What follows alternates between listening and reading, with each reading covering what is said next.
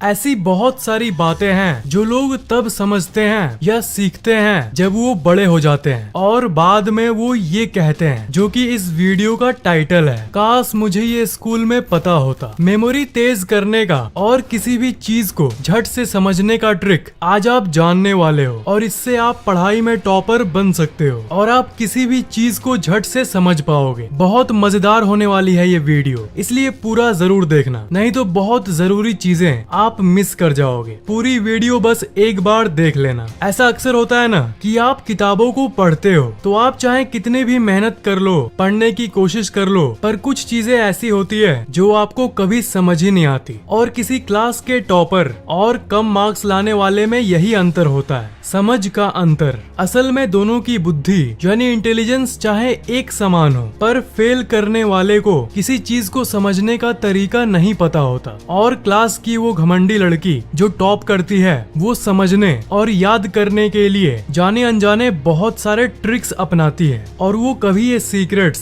किसी के साथ शेयर नहीं करती, क्योंकि शेयर करेगी तो वो कंगाल नहीं हो जाएगी, सबके अच्छे मार्क्स आने लगेंगे। पर राजेश भाई यहाँ मौजूद है।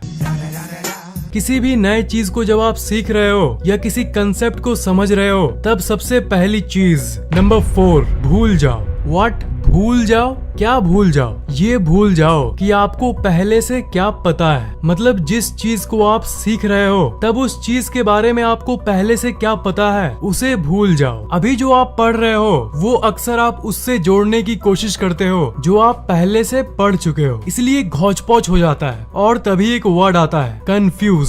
पढ़ाई में कुछ समझ नहीं आता तो आप अक्सर इस शब्द का इस्तेमाल करते हो, कंफ्यूज हो गया हूँ मैं। कंफ्यूज आप तभी हो सकते हो जब आप ऑलरेडी प्रेजेंट इंफॉर्मेशन यानी आपके दिमाग में पहले से ही पड़ी जानकारी को आप उससे जोड़ते हो जो आप अभी सीख रहे हो। अभी वाली जानकारी को पहले पढ़ी हुई जानकारी से पढ़ने के बाद जोड़ो, पर बीच में ही जोड़ने लग जाते हो। यानी एक सब्जेक्ट, एक टॉपिक पढ़ते समय आप भूल जाओ कि आप कुछ जानते भी हो। दिमाग को एम्प्टी कर लो, खाली कर दो। आप शायद पूछोगे कि fact, how does it exactly works? ये काम कैसे करता है? मतलब इस माइंड ट्रिक के पीछे लॉजिक क्या है? देखो, ये है आपका माइंड और ये है एक चैप्टर, मैथ्स का एक चैप्टर, साइंस का एक चैप्टर, अकाउंटेंसी का चैप्टर, यह दुनिया के किसी भी सब्जेक्ट का एक चैप्टर है जिसे आज आप पहली बार सीखने वाले हो। एक नया टॉपिक है, अब आप इस टॉपिक को पढ़ना शुरू किए, पर आप यहाँ देख सकते हो आपके ब्रेन में पहले से ही पड़ी हुई इंफॉर्मेशन है, जानकारी है। आप खुद ये मान लिए हो कि आपको बहुत कुछ पहले से ही पता है और आप बहुत सारे अलग अलग चैप्टर्स को इससे भी पहले पढ़ चुके हो, इसलिए दिमाग तो पहले से ही रिजर्व्ड है। अब जो नई जानकारी आएगी वो पुरानी जानकारी से कहेगी कि भैया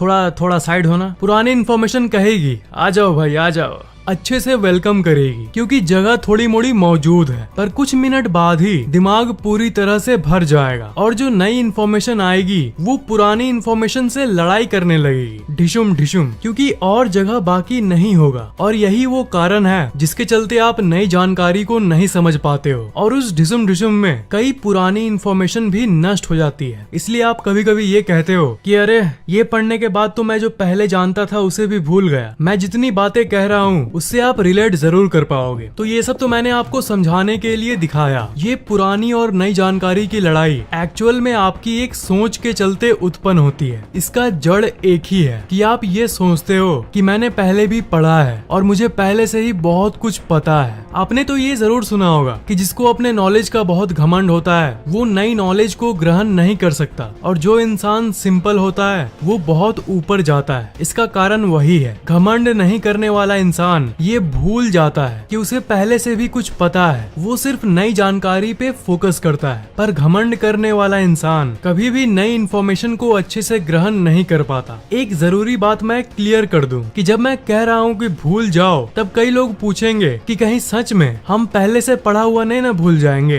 वो हमारे दिमाग से फुसने न हो जाएगा। नहीं भाई, वो टेम्पोररी होगा, मतलब थोड़ी देर के लिए होगा। मतलब उसी समय तक भूलो जब तक आप किसी नए टॉपिक को समझ समझ रहे हो। अगर आप भूल जाओगे और अपने दिमाग को खाली कर दोगे तो जो नई जानकारी होगी वो पुरानी जानकारी से टक्कर नहीं खाएगी और भैया थोड़ा साइड होना वाली नौबत नहीं आएगी, एकदम खाली बस रहेगी। और एक इम्पोर्टेंट बात ये है कि आप सिर्फ पहले की पढ़ाई को ही मत भूलो, जब पढ़ रहे हो तब वर्ल्डली थिंग्स मतलब दुनिया भर की इधर उधर की बातों को भी भूल जाओ। फेसबुक में लाइक्स 25 ही क्यों आए यार, चलो ये देखता हूँ कि ये शुभम के मामा के बहन के बेटे के पिक पर कितने लाइक्स आए। 150।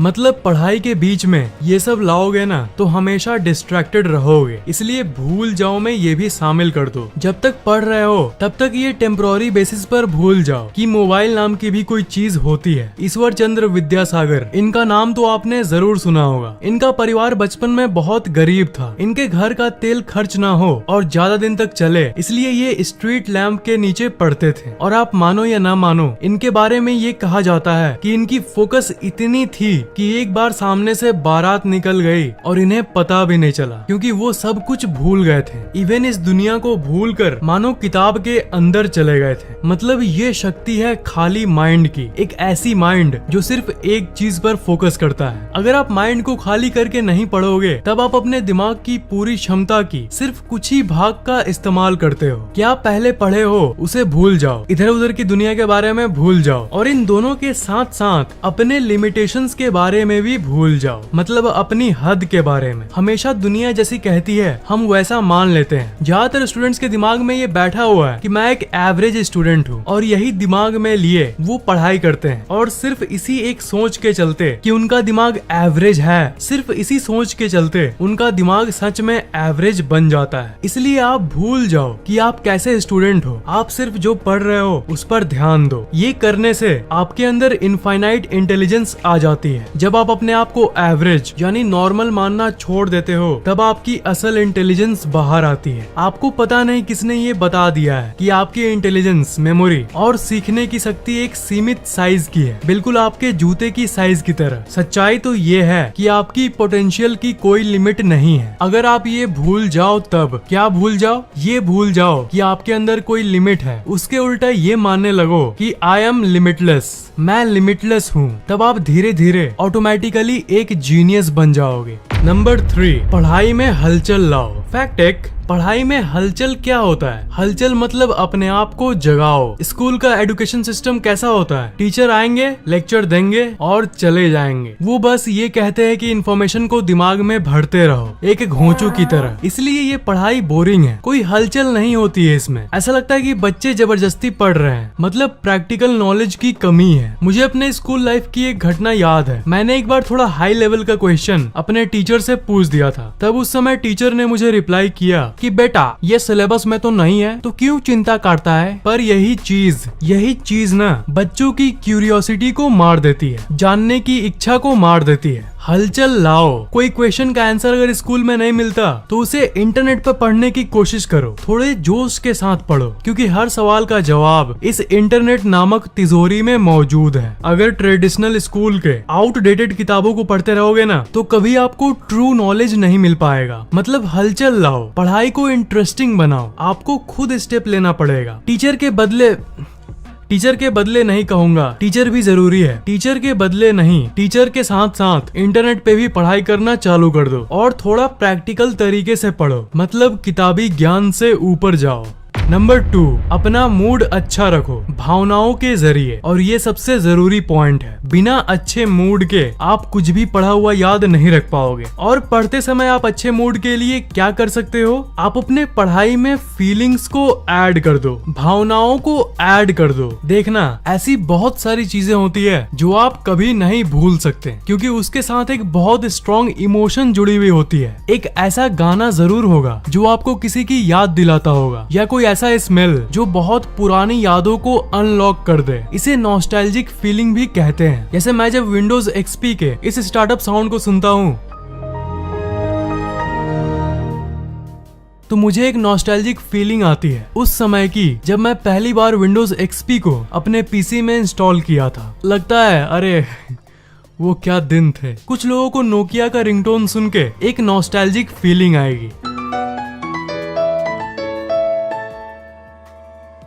दोज डेज, क्या दिन थे वो। तो ऑल इन ऑल मैं ये कहना चाहता हूँ कि पढ़ाई को भी एक इमोशन से जोड़ो, जिसके चलते आप पढ़े हुए चीज को कभी नहीं भूलोगे, जिसके चलते चाह के भी उस चीज को आप नहीं भूल पाओगे। स्कूल में सिर्फ कच्चा नॉलेज दिया जाता है विदाउट एनी इमोशन, और जहाँ इमोशन नहीं होता है उसे ही आप कहते हो बोरिंग। आप कहते हो ना पढ़ाई बोरिंग है यार, इमोशन नहीं है इसलिए बोरिंग है। तो जो इस पॉइंट का टाइटल है अपना मूड अच्छा रखो, तो पढ़ते समय मूड अच्छा रखने का एक ही तरीका है, पढ़ाई में इमोशन लाओ, उसे एक कहानी की तरह याद रखो, थोड़ा खुश होके पढ़ो ताकि आपको बहुत देर तक वो याद रहे। सबसे फास्टेस्ट लर्नर कौन होते हैं? किड्स। और कौन? बच्चे, क्योंकि बच्चे बहुत इमोशनल होते हैं और वो हर बात को एक इमोशन से जोड़ते हैं। और जो मैंने फर्स्ट पॉइंट में कहा था, बच्चों में वो भी होता है, वो सब कुछ भूले हुए होते हैं, वो ज्यादा भूतकाल या भविष्य काल के बारे में नहीं सोचते और प्रेजेंट मोमेंट यानी वर्तमान काल में मस्त रहते हैं।